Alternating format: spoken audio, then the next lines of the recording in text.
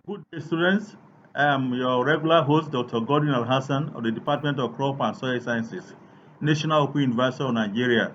Our topic today is citrus and mango production. In our previous topics, we were able to discuss in detail the principles behind nursery management practices, field management practices, transplanting and post-transplanting management practices. And today and subsequent lectures, we are going to discuss in detail specific to some tree crops like citrus and mangoes. We are going to look into the propagation of citrus and mangoes. We are going to look into the varieties of these tree crops that are available in Nigeria and other management practices involving citrus and mangoes. It's an interesting course, it's an interesting topic. Feel free to ask your questions as I take you through the slides. God bless you.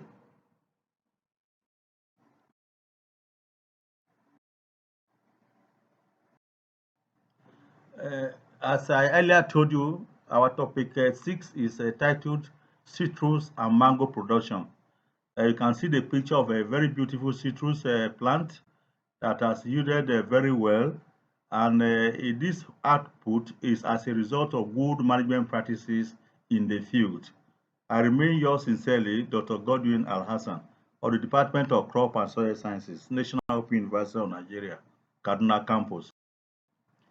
By way of introduction on citrus, that citrus is an important species that is grown in Nigeria. The important species of citrus grown in Nigeria are sweet orange, orange itself, lime, lemon, king orange, tangerine, grape, sardox, and tangelo. Citrus species that are grown principally for the juices of their fruits and for local consumption. They are rich sources of vitamin A. The main content of our citrus is vitamin A.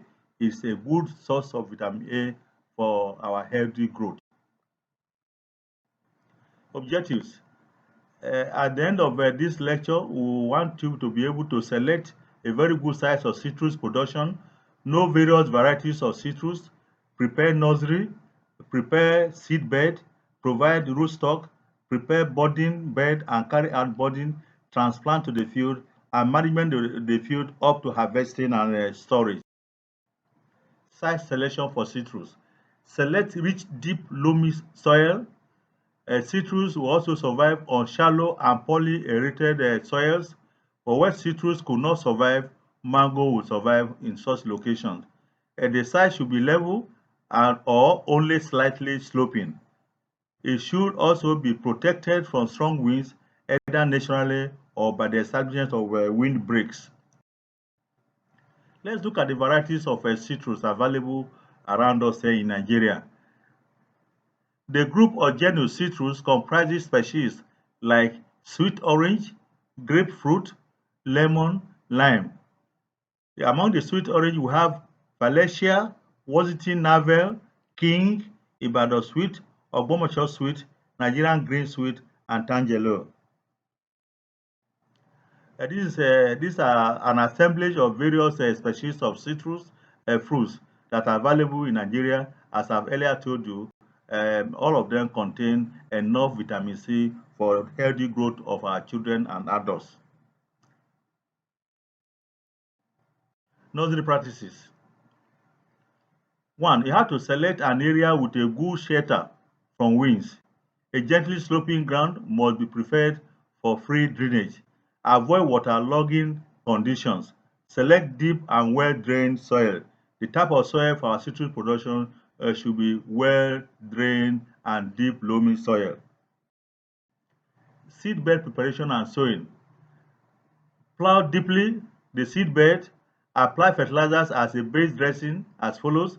You have to apply superphosphate at 60 gram per meter square, sulfate of ammonia 30 gram per meter square, potash 30 gram per meter square. That will give us the required NPK per meter square.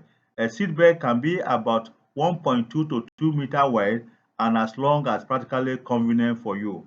Avoid or reduce organic manure because it might introduce disease organisms. Seedbed preparation. Plant single seeds spaced at 3 centimeter by 6 centimeter. Transfer Quen 3 to 6 centimeter in height into care baskets or poly bags filled with fertile topsoil.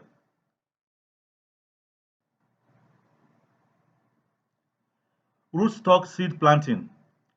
Plant the seeds of the desired rootstock.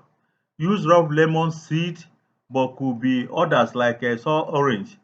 Plant in rows about 25 centimeter apart on the seed bed and about 8 centimeter within the row.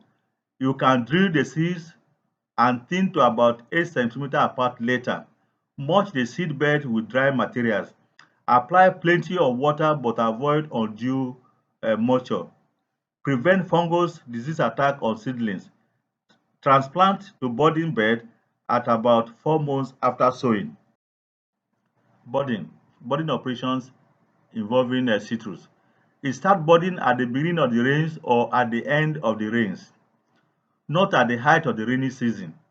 This is because these organisms grow very easily during the rainy season. Transplanting. Use any of these two methods to transplant.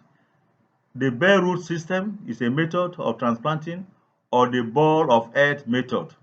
The ball of earth method is better because a lot of soil is left on the roots.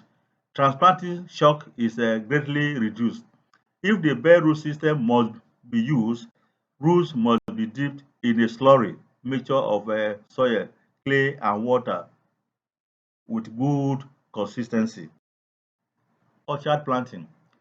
Plant your seedlings into the orchard at the beginning of the rainy season, that is between May to June. Dig your planting holes at 1 meter by 1 meter by 75 centimeter, about 1 week before transplanting. Fertilizer application and other management practices. Apply nitrogen, phosphorus, potassium, and magnesium where the trace elements have been found to be deficient. Apply materials that contain manganese, molybdenum, boron, etc. by spraying. Do little pruning in citrus because it is likely to reduce yield if severely done. Citrus trees deplete soil water simply throughout the whole year. Long water deficit therefore impair tree growth and fruit setting. Practice supplementary water supply. Harvesting and storage. Citrus begins to bear fruits from 3 to 5 years after planting. This depends upon the following conditions: upon the species, the variety, method of propagation. Vegetatively propagated materials come into earlier fruiting than those planted with the seeds. Major diseases of citrus. The one major disease of citrus is Trithasia. This is a viral disease of citrus. It is not controllable but preventable by using correct root stock. For instance, raw red lemon. Anthracnose disease major symptoms are leaf blight, twig blight, and staining. Controlled by spraying with copper fungicide, farm sanitation, and then you can use resistant varieties to control these diseases of citrus. This is the picture of the various types of diseases of citrus. The anthracnose disease is what we are seeing here. The appearance is very ugly, it's not attractive, and it's not good for consumption. And this will bring about reduced income to the farmer. Our next tree crop for discussion is mango. You can see the various varieties of fruits of mango, very beautiful, and this is as a result of good management practices that might have taken place in the fields. This is a very good layout of a plantation of a mango. The gapping is adequate for materials and plants and vehicles to pass through. And if well arranged with good wind breaks by the sides, you discover that you are going to maximize your output in terms of use and income. Introduction. Mango is one of the commonest fruits in Nigeria, heavily liked and consumed by most Nigerians. Its production is seasonal in this country and is limited to early rainy season. Mango is a good source of vitamin C. Mango fruits in their fresh forms are highly perishable after harvest, particularly under hot tropical conditions. Varieties of mango. Mangoes belong to the family of Anacardiaceae and genus Mangifera with over 60 species. There are many varieties and cultivars. Many local species, fibrous, small-sized ones are available, such as Binta, sugar to big-size improved and budded varieties, usually referred to as kerosene mangoes. Leading varieties of mangoes in Nigeria are Peter, Julie, Pech, Afonso, Mambrola, Indisinka, Kent, Admira, etc., etc. Site selection. Mangoes grow well at elevations from sea level up to 1,300 meters above sea level. Best in climates with strongly marked seasons and dry weather for flowering and fruiting. So it does well when we have a marked dry season and rainy season. Mangoes will thrive on a wide variety of soils provided they are not too waterlogged, too alkaline, or neither too rocky. Even shallow, impervious soils with adequate supply of water can support the growth of mangoes. Propagation. Propagate your mango varieties through seed and equally by vegetative propagation. Propagation by seed is the easiest and cheapest. However, because of the problem of monodrony, which give rise to seedlings invariability different from maternal genotype, you will have to resort to various methods of vegetative propagation. These include budding and grafting. Nursery management. In April, transplant established graft to the nursery bed. In May, start preparation for collection of mango stones for rootstock production. In June, start grafting in the nursery. In July, start planting mango stones in nursery beds and establish rootstock collection block. In August, maintain rootstock collection block, apply fertilizer, graft, graft last year's rootstock seedlings. Field preparation. You should start your field preparation by cleaning shrubs and grasses. Arrange them and burn them to keep the field clean. Lining out and preparing the planting holes is the next operation. Your hole should be 60 centimeter by 60 centimeter by 60 centimeter. Field maintenance. Establish a cover crop to protect the soil. Water or irrigate your young seedlings during the first dry season after transplanting to the field. This is because the seedlings will not have formed a sufficiently deep root system.